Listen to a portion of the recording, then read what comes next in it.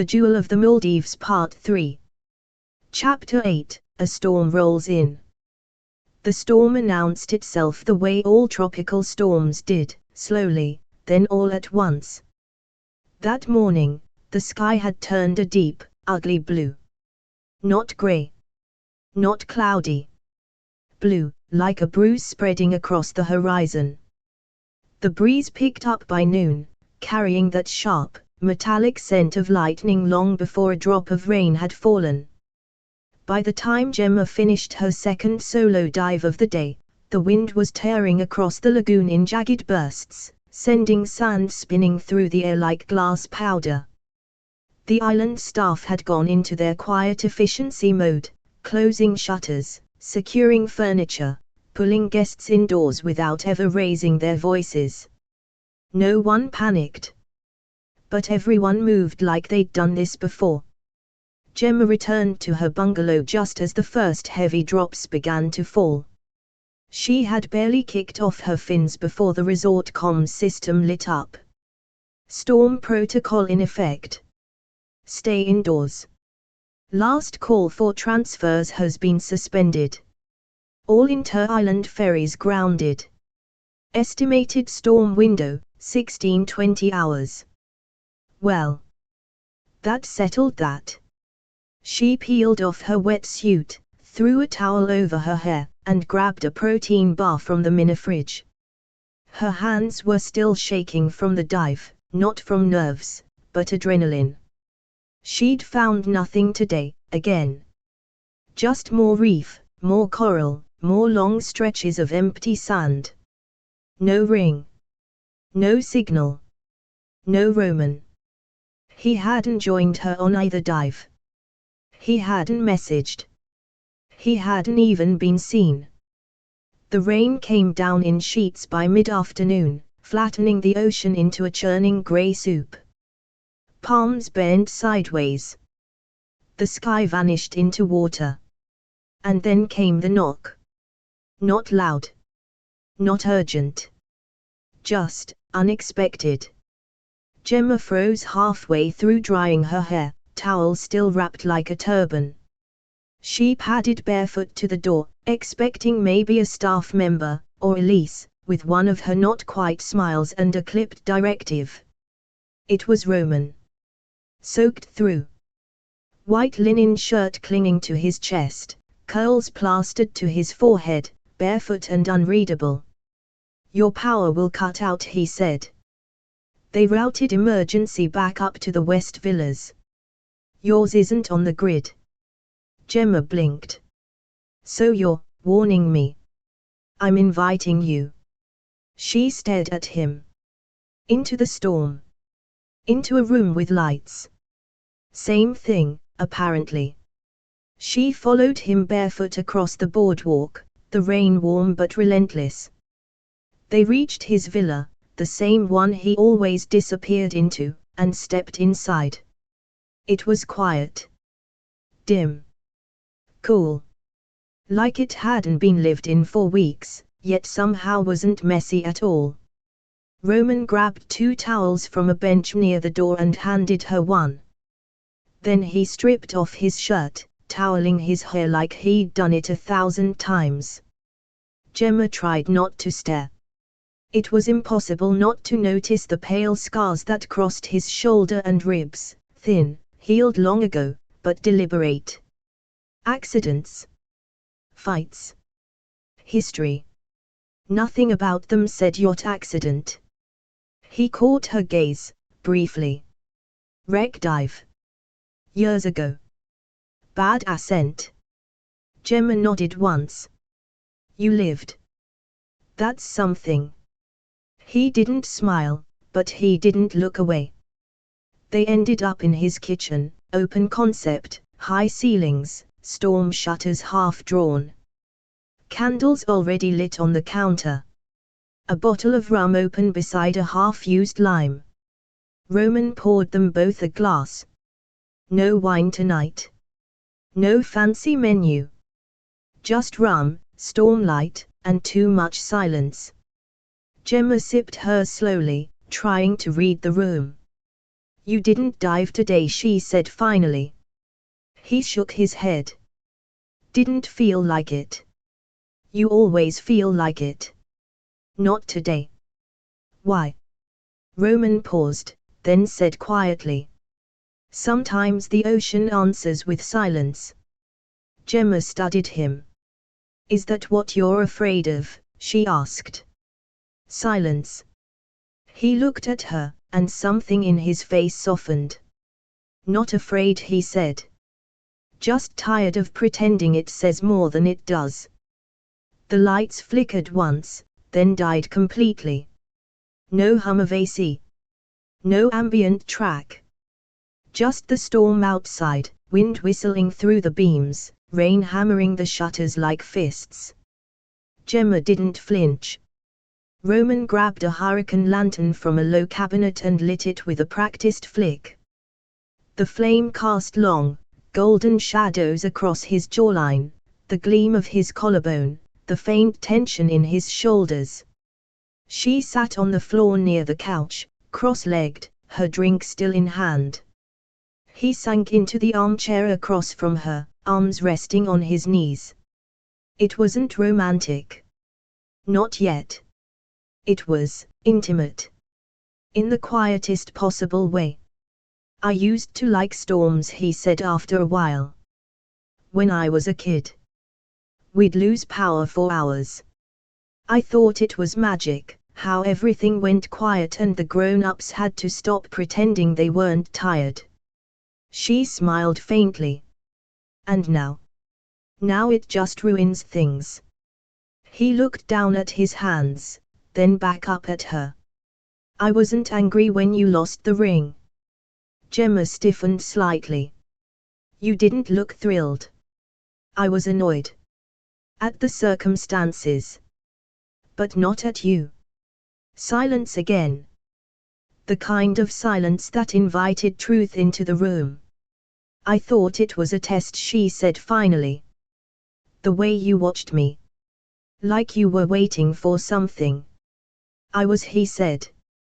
But not what you think. What then? He didn't answer. Instead, he asked, why did you really take this job? It wasn't the pay. She hesitated. Then, slowly, because I was tired of people asking me when I'd get a real career. Tired of being the travel girl everyone forgets once their holiday ends. I needed one job, just one, that didn't make me feel replaceable. Roman tilted his head, eyes never leaving hers. You don't seem replaceable to me. Gemma's stomach twisted, not with nerves, but with that dangerous warmth. The kind that arrived right before something broke open. A long moment passed. Then, thunder cracked overhead, shaking the windows. They both looked up. Gemma laughed under her breath. Well, at least the island's being dramatic enough for both of us. Roman finally smiled. A real one. And it was stupidly good. Unpolished. Honest. Unexpected. He leaned back in his chair, head tipped toward the ceiling, eyes closing for half a second. Like he could finally breathe. You ever think maybe we're not lost, he said, just somewhere no one's ever looked? She looked at him for a long time. And realized something she hadn't expected. He wasn't lonely because no one wanted him. He was lonely because he wouldn't let anyone see him. And tonight, for the first time, he had. They didn't kiss. They didn't touch. They just sat there, two people lit by stormlight and rum, sharing the same quiet space. But the air between them. It had changed completely. Chapter 9, A Photo Surfaces. By morning, the storm was gone. It hadn't lingered. It hadn't left a trail. It simply vanished, as if it had never been there at all. The only sign of its passing was the washed clean feeling in the air, the way the leaves on the palms looked more vivid, the way the ocean sparkled a little too brightly, like it had something to hide. Gemma hadn't slept much. She'd made her way back to her bungalow after midnight, barefoot and quiet, the echo of Roman's words still humming in her chest. Nothing had happened. Not physically. But something had changed. Between them. Inside her. And that made her nervous. Because people like Roman, billionaires with pasts that stretched longer than their shadows, didn't just open up. Not unless they wanted something. Or were about to lose control. She didn't know yet which one he was. The staff wing was half awake when she passed through late morning. She'd planned to pick up a fresh air tank and check in on the dive drone logs, maybe review the shelf footage again before her next dive. She told herself that's why she was there, purely professional. But as she ducked into the open-air equipment shed to grab a charger cable for her camera rig, her hand brushed a folder on the counter, thick, labeled, "Not locked." Gray, security docs, private. She wouldn't have opened it. She really wouldn't have. Except it was already open. Someone had left it sitting ajar, the top flap peeled back just enough for one corner of a photograph to peek through, glossy, crisp, and clearly recent. Something about it caught her eye. Gemma hesitated. Then carefully lifted the folder's edge. And there it was. A photo. Roman, in a dark navy suit. Tuxedo level. Tie loosened. Hair styled back. Next to him, a woman. Tall. Blonde. Stunning. Red satin gown, thigh-high slit, perfect posture. Her hand on his chest. Her face angled toward him, smiling like she already had everything. Roman wasn't smiling. Not exactly. His expression was closed. Blank. Tired, almost. But what struck Gemma most wasn't the woman. It was the pose. They weren't looking at each other. They were posing for someone else. And behind them, barely visible in the out-of-focus background, was something familiar, the coral wall from the south pier of the resort. Here. On this island. So the photo was recent. Taken here. Not during some far-off gala or press event. Gemma stared at it longer than she meant to. Because this had to be the fiancé. The one Roman never talked about.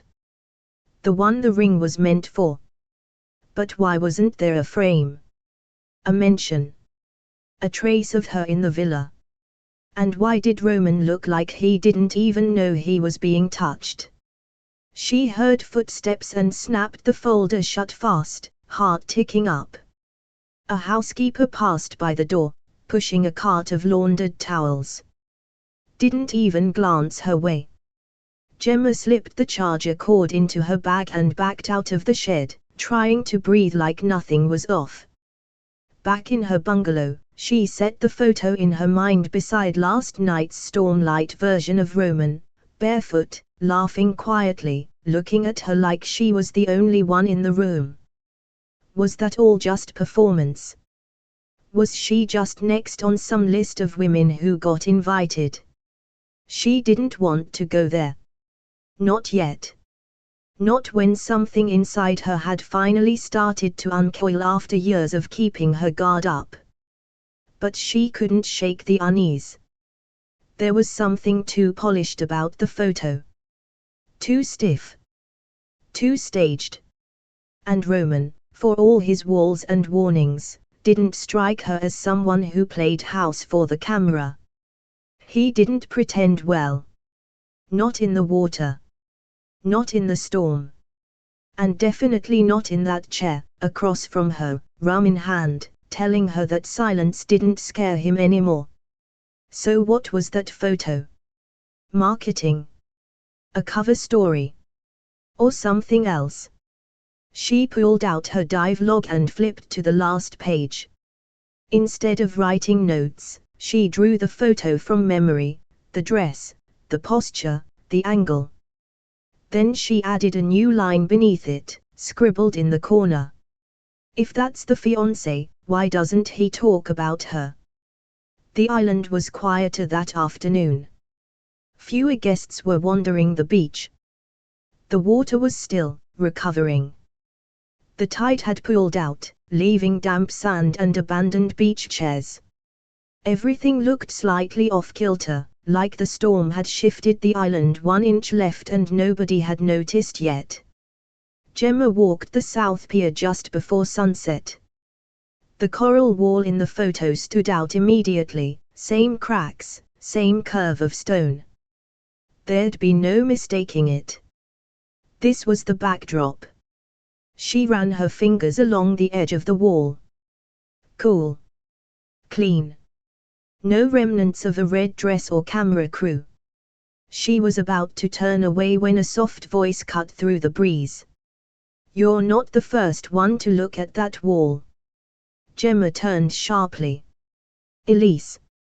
Standing 10 feet behind her, arms crossed, tablet in one hand. How do you know what I'm looking at? Gemma asked. Elise tilted her head. Because you're not subtle. And neither was she. Gemma blinked. She.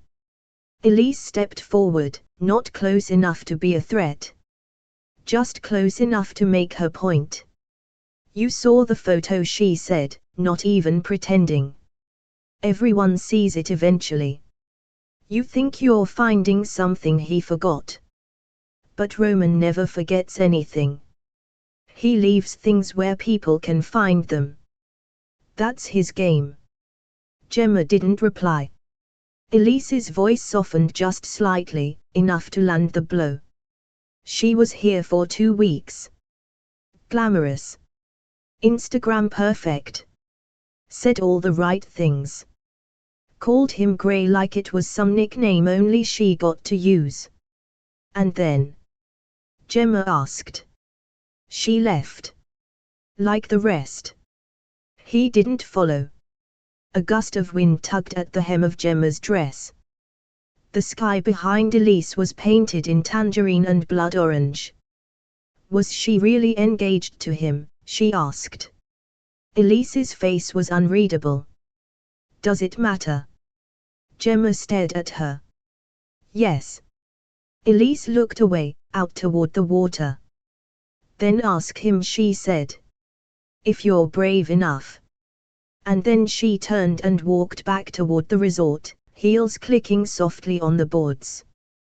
Gemma stayed there long after the sky went dark. The air was thick with salt and questions. The ring was still lost. But something else had surfaced. The truth had fingerprints. And someone had wiped them clean. Chapter 10, The Midnight Dive. The sea at night was a different world. No sun. No color. Just depth. Just black. But Gemma had always liked diving at night. It demanded calm. Control. You didn't get to rush. You didn't get to panic. The ocean didn't allow it. And tonight, that felt like exactly what she needed. She stood at the edge of the dive dock just before midnight, the full moon climbing high behind a thin curtain of cloud. The water below was glassy, rippling in slow motion. Lights from the resort bungalows flickered behind her like a faraway village she didn't belong to. She had told no one she was going. No message. No log. No authorization. Just a tank. A dive light. A gut feeling. Roman had been quiet all day. Barely a word exchanged. Elise had vanished again, probably back to whatever off-grid office she worked from, where she monitored everything and said nothing. And the photo wouldn't leave Gemma's head. She needed answers. not more stories. And answers, she'd learned, tended to live at the bottom of things. She eased into the water without a splash, careful, controlled. The sea welcomed her with a hush, warm, still, as if it was waiting. Click. Her dive light blinked on, casting a narrow cone of visibility. Everything beyond it was swallowed by shadow. She kicked slowly toward the reef shelf, just off the main drop-off. The same general area where she'd first dropped the ring. Her regulator hissed gently with each inhale. The only sound. She hovered a few meters above the reef, careful not to touch anything, light moving in smooth arcs across the coral. Night diving turned everything alien. Familiar formations now looked like skeletal ruins. Colors were dulled to slate and gray, with only flashes of bioluminescence blinking to life like tiny stars. No ring. No glint. No movement. She swept left. Again. Again. Then, something caught her light. Not metal. Not sparkle. Shape. Worn smooth by water. Half buried in a tangle of brain coral and anemone. Small, oval, delicate. She frowned and drifted lower, brushing her hand near it. It was wedged deep. She worked it free slowly, careful not to damage the coral. It came loose with a soft click, dislodging a puff of sand. A locket. Old-fashioned. Heavy. Gold. No diamonds. No flash. Something someone had carried for memory, not display. She hovered in place and turned it in her palm, breath held. There, on the back, etched faintly. R.G. Her stomach dropped. Roman grey. She thumbed it open with shaking fingers, light bobbing slightly with her breath. Inside, a photograph, water-stained but intact. A woman. Brunette. Freckles. Smiling, big and open, not posed. Younger than Roman, maybe early 20s. And next to her, in tiny, delicate cursive. To M. Forever. No matter the depth. Gemma floated there, 30 feet underwater, blinking at the words as if they'd shift under pressure. M. Not Elise. Not the woman in the red dress. Not her. Who? She shut the locket slowly, securing the clasp, heart suddenly hammering. This wasn't a ring. This wasn't even valuable. This was personal. This had meaning. And it had been hidden. Not dropped. Not lost. Tucked away. Why? And more importantly, who was M? Gemma secured the locket in her utility pouch and glanced at her depth gauge. She was nearing her no decompression limit. Time to surface. But her thoughts were no longer on dive safety. She moved toward the surface slowly, light arcing upward now. The black water above her seemed heavier, as though it knew. As though it had been keeping secrets for him. Back on the dock, she peeled off her gear in silence, fingers trembling slightly, not from cold, but from a feeling she couldn't quite name. The locket sat in her hand now, damp but gleaming faintly in the moonlight. Real.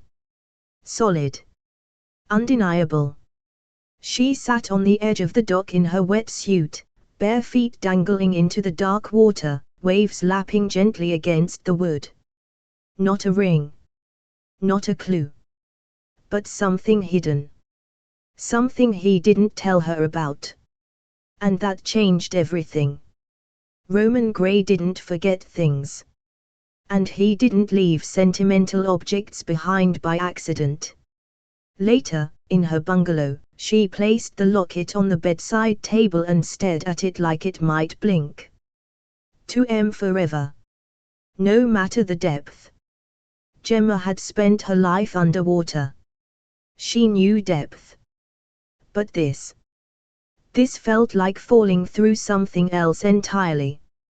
Chapter 11, The Secret File. Gemma woke late, sunlight cutting through the blinds in long golden stripes. Her muscles ached, her ears still buzzed faintly from the pressure of last night's dive, but her mind was sharper than it had been in days. Restless. Alert. She reached for the locket first. Still there. Still real. Still heavy with unanswered questions. She turned it over in her palm again, thumb grazing the engraving. To M. Forever. No matter the depth. There were too many blanks now. Too many things Roman hadn't said. A fiancé no one had met. A ring no one had found. A woman in a photo who didn't match the tone of that inscription at all. And now, a keepsake hidden in coral with his initials on it, meant for someone whose name didn't start with G or E or anything she'd heard on this island. It was time to stop waiting for answers. It was time to go looking for them. She waited until mid-afternoon, when Roman left for a scheduled call with his legal team, a standing appointment Elise had mentioned in passing on one of their passive-aggressive encounters. Elise herself was nowhere to be seen. Probably off micromanaging a caterer or scowling at clouds. Gemma walked calmly, not sneaking, not sprinting, to the dive boat moored just past the eastern pier. Not the public one for tourists, but the smaller, high-tech catamaran used for private charters and special dives. The one only Roman and his staff used. She had seen him reviewing documents here before. Always alone. Always on that same bench in the back, the one shaded with white canvas and built-in lockable drawers beneath. Most people didn't know that the built-in benches were really storage. But Gemma wasn't most people. She'd practically lived on boats. The outer drawers were locked. Expected. But the smaller hatch at the base, the one disguised as a ventilation panel. Not standard.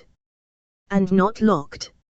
She knelt and pulled it open slowly, fingers steady despite the thump of her pulse. Inside, a thin black binder. No label. No branding. Clean, neat, untouched. She hesitated. Then pulled it out. The first page was Roman's name. Full legal, Roman Alexander Gray. A date. A location, Maldives, Varvali Atoll. Then, object inventory, gemstone. Private commission. Gemma's stomach tightened. She flipped the page. A printed photo of the ring, the one she dropped, followed by appraisal papers, 6.8 carats. Custom cut. Pale blue diamond. Estimated market value, $5.2 million USD. Her breath caught. That part was true, then. The ring was real. But the next line. Intended recipient, undisclosed. No documentation provided. She paused. That wasn't normal. Not for a ring like this. Not when Roman's entire life was legal structure and ironclad protection. There should have been a name. A contract. A receipt. Anything. She flipped again. There was a page of personal notes. Not typed. Handwritten. Different penmanship. Still neat. Still cold. She read carefully. The test is not in whether they find it. The test is whether they care to keep looking. Gemma stared at the words. Beneath them, in smaller writing. So far, 2 failed. 1 walked. 1 stayed too long. This one, uncertain. She inhaled sharply. This one. Huh. He was keeping notes. Like a lab experiment. The page had initials in the margin, EM. Elise's. She kept flipping. There were photos of prior instructors, candid shots, at the dive dock, in wetsuits, carrying gear. A woman with short hair and a bright smile. A man with a prosthetic leg and a shark tattoo. All dated. All noted. All marked, contract ended /item not recovered. Gemma reached the last section, a sealed envelope tucked into the back of the binder. The only label was a single line. If found. She didn't open it. She couldn't. Not yet. Footsteps above. Gemma stiffened, heart jerking. She shoved the file back into the hatch, closed it silently, and backed out of the boat the long way, not through the dock ladder, but off the far side into the water. She swam to shore. Silent. Breath held. Ears roaring. By the time she reached her bungalow again, the adrenaline had sunk deep into her muscles. She dried off, pulled on fresh clothes, and sat on the edge of the bed, staring at the locket on the table. Then at the scribbled notes in her dive log. She was no longer wondering if Roman had lied. He had. The question now was, why?